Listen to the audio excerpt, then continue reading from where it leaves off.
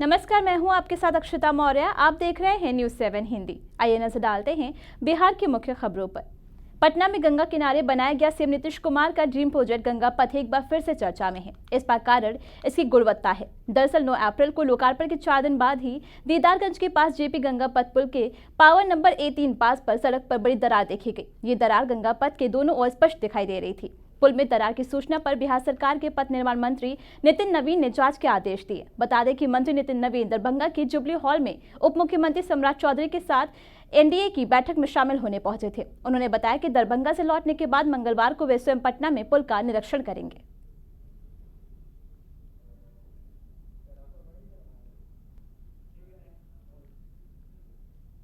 कहीं दरार नहीं है और हमारी टीम कल गई थी, जो सीजीएम है स्तर के जो अधिकारी हैं बीएसआरडीसी के, वो गए थे, स्पॉट का वेरिफिकेशन भी किया। हमारे सिरसत कपिल भी वहाँ गए थे, उन्होंने भी स्पॉट का वेरिफिकेशन किया है।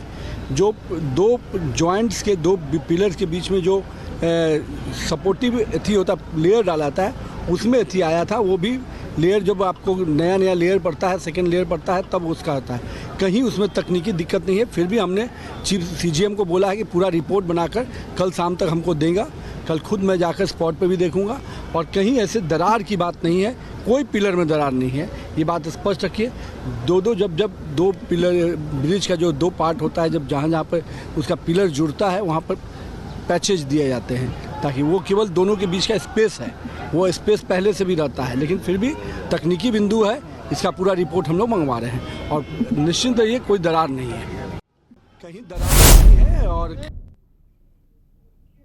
एनडीए के घटक दल हिंदुस्तानी अवाम मोर्चा ने एक बार फिर राजनीतिक हलचल बढ़ा दी है। हिंदुस्तानी अवाम मोर्चा के संरक्षक और केंद्रीय मंत्री जीतन राम मांझी ने सीट शेयरिंग के लिए अपनी नाराजगी जाहिर की है।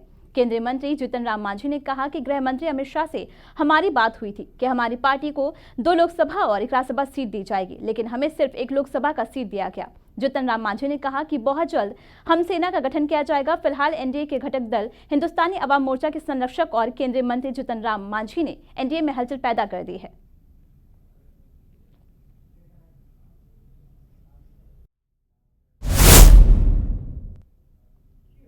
गांव में राशन की एक छोटी सी दुकान चलाने वाले एक पिता के लिए परिवार वालों का पेट पालना ही बड़ी बात होती है। ऐसे में अपनी बिटिया को पायलट बनाने का ख्वाब देखना दूर की कौड़ी लगती है। ऐसा एक वाकया मोती उल हक के साथ हुआ तब जब उनकी बेटी ताइबा ने उनसे कहा कि पापा, मैं पायलट बनकर आसमान में उड़ना भरना चाहती हूँ। ताइबा ने दृढ़ निश्चय, अटूट विश्वास और कड़ी मेहनत से हर बाधा को पार कर लिया। छोटे से गांव से ताल्लुक रखने वाली ताइबा अफरोज का गांव की पगडंडियों से आसमान में हजारों फीट उड़ने तक का सफर किसी असाधारण उपलब्धि से कम नहीं है। आज वे कॉकपिट में बैठकर न सिर्फ विमान उड़ाती हैं, बल्कि एक पूरी पीढ़ी को ये विश्वास दिलाती हैं कि कोई भी सपना इतना बड़ा नहीं होता कि उसका पीछा न किया जा सके।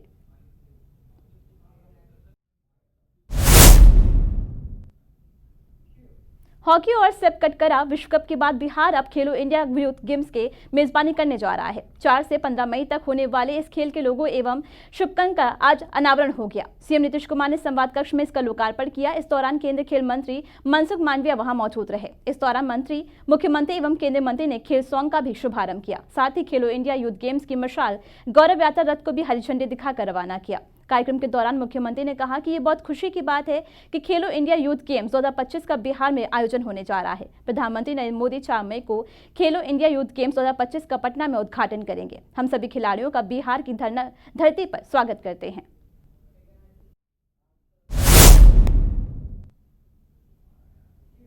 प्रधानमंत्री आवास योजना को लेकर बिहार में प्रतीक्षा सूची समाप्त हो गई है। केंद्रीय ग्रामीण मंत्रालय ने वित्तीय वर्ष 2025-26 के लिए 5,20,742 अतिरिक्त संख्या में आवास आवंटित कर दिए हैं। इन अतिरिक्त आवासों के आवंटन से राज्य में पीएम आवास योजना की 2018 से चल रही प्रतीक्षा सूची तकरीबन समाप्त हो गई है। सूची में मौजूद लगभग सभी लाभुकों को आवास मिलने का रास्ता साफ हो गया है। इस मामले को लेकर मुख्यमंत्री नीतीश कुमार ने केंद्र सरकार से मांग की थी। इसके मद्देनजर ही केंद्र सरकार ने यह अतिरिक्त सुविधा प्रदान की है। केंद्रीय कृषि एवं किसान और ग्रामीण विकास मंत्री शिवराज सिंह चौहान ने मुख्यमंत्री नीतीश कुमार को पत्र लिखकर पूरी स्थिति से अवगत कराया है।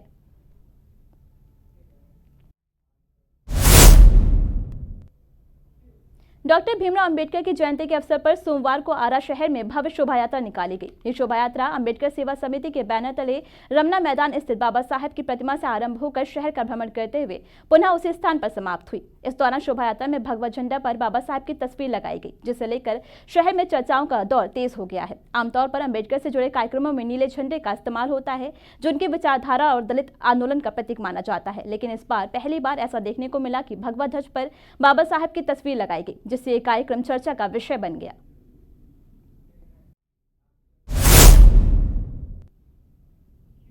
वैशाली जिले के लालगंज थाना क्षेत्र स्थित रसूलपुर गांव में पुलिस ने गुप्त सूचना के आधार पर मिनी शराब फैक्ट्री का उद्भेदन किया है। छापेमारी के दौरान भारी मात्रा में देशी शराब बनाने वाले केमिकल, खाली बोतलें, रैपर, एक पंचिंग मशीन और 2 कार जब्त की गई हैं। सबसे चौंकाने वाली बात यह है कि पुलिस ने मौके से पुलिस लिखा हुआ नंबर प्लेट भी बरामद किया है।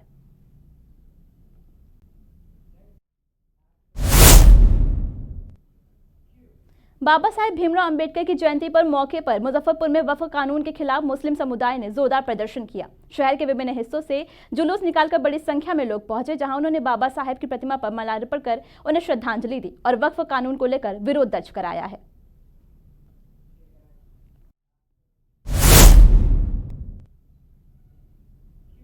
बेगूसराय के साहेबपुर कमाल थाना क्षेत्र में रविवार तड़के एक 2 मंजिला मकान में सो रहे बुजुर्ग को अज्ञात बदमाशों ने गोली मार दी। घायल बुजुर्ग की पहचान कृष्णदेव साय के रूप में हुई है। घटना रात करीबन 2:45 पर हुई, जब वे अपने मकान के बरामदे में सो रहे थे। गोली कृष्णदेव साय की बाई जांघ के पास लगी। गोली की आवाज सुनकर परिजन और स्थानीय लोग मौके पर पहुंचे और उन्हें इलाज के लिए निजी अस्पताल में ले गए हैं।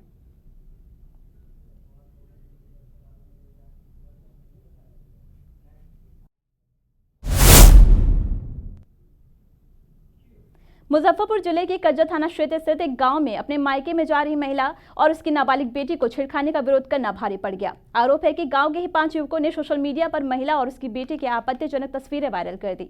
इस मामले को लेकर पीड़िता ने साइबर थाना क्षेत्र में शिकायत दर्ज कराई है। शिकायत के अनुसार आरोपियों ने कुल 13 फर्जी फेसबुक अकाउंट बनाकर अश्लील और आपत्तिजनक तस्वीरें व पोस्ट को वायरल किया। इनमें से 2 आईडी महिला के नाम पर भी फर्जी तरीके से बनाई गई। पोस्ट में पीड़िता और उसकी बेटी का मोबाइल नंबर भी डाला गया, जिसके बाद से लगातार उन्हें आपत्तिजनक कॉल और मैसेज आ रहे हैं। महिला का आरोप है कि पहले भी उक्त आरोपियों ने उसकी बेटी के साथ स्कूल जाते वक्त छेड़खानी की थी। अब उन्होंने इसका विरोध किया तो आरोपियों ने धमकी दी है।